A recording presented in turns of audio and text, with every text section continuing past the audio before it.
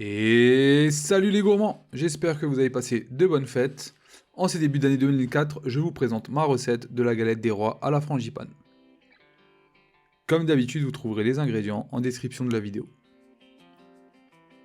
Si vous aimez la recette, n'hésitez pas à vous abonner et à mettre un pouce bleu. Pour cette recette, il vous faudra 2 pâtes feuilletées, de la crème pâtissière, de la crème d'amande, un jaune d'œuf battu, un pinceau, ainsi qu'une fève. Commençons par la crème pâtissière. Dans un saladier, ajoutez les œufs et le sucre.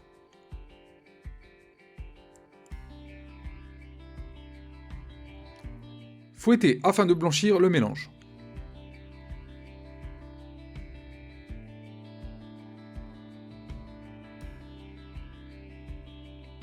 Ajoutez maintenant la farine ainsi que la maïzena et mélangez à nouveau. Dans une casserole, versez le lait ainsi que la vanille liquide, puis portez à ébullition.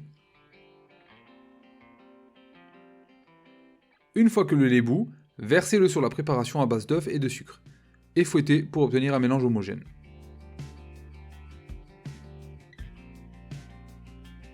Versez la préparation dans la casserole et faites chauffer doucement tout en mélangeant pour épaissir la crème. Attention à ne pas la brûler, ça peut aller très vite.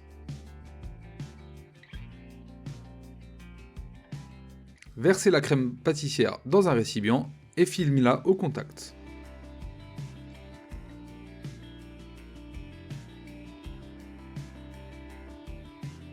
Laissez-la refroidir maintenant tranquillement. Bon, pour la crème d'amande par contre, j'ai oublié de lancer la vidéo, mais pas de panique, c'est très simple.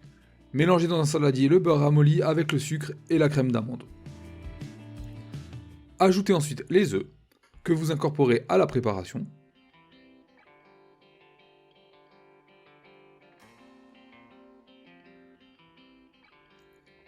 Ajoutez la farine, l'extrait d'amande et le rhum. Vous pouvez vous passer du rhum si vous préférez.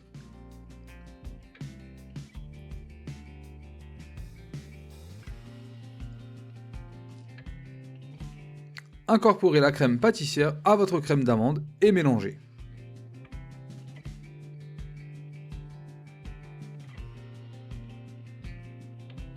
Mettez maintenant votre crème dans une poche à douille. Disposez une première pâte feuilletée sur une plaque de cuisson avec du papier sulfurisé.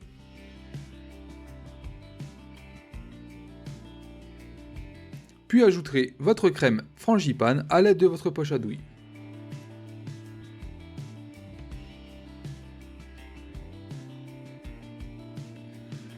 Faites attention à bien laisser un bord d'au moins 2 cm. Vous pouvez maintenant mettre la fève. A l'aide d'un pinceau, humidifiez les bords de la pâte avec un peu d'eau. Et recouvrez le tout avec la deuxième pâte feuilletée. Soudez les bords en appuyant dessus. Vous pouvez découper l'excédent de pâte à l'aide d'un cercle à mousse ou d'un couteau.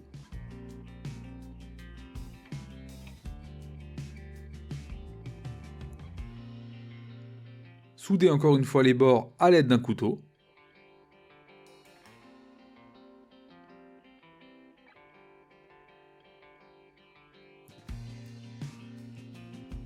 Puis badigeonnez votre galette avec du jaune d'œuf.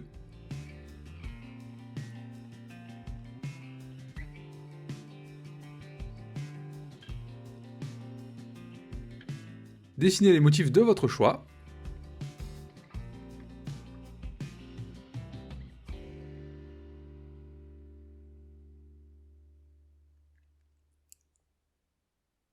Vous pouvez maintenant enfourner une trentaine de minutes dans un four préchauffé à 180 degrés.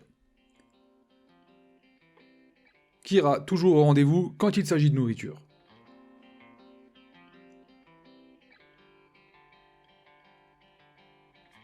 Et voilà, votre galette est prête. Il ne vous reste plus maintenant qu'à la déguster. Bon appétit et à bientôt.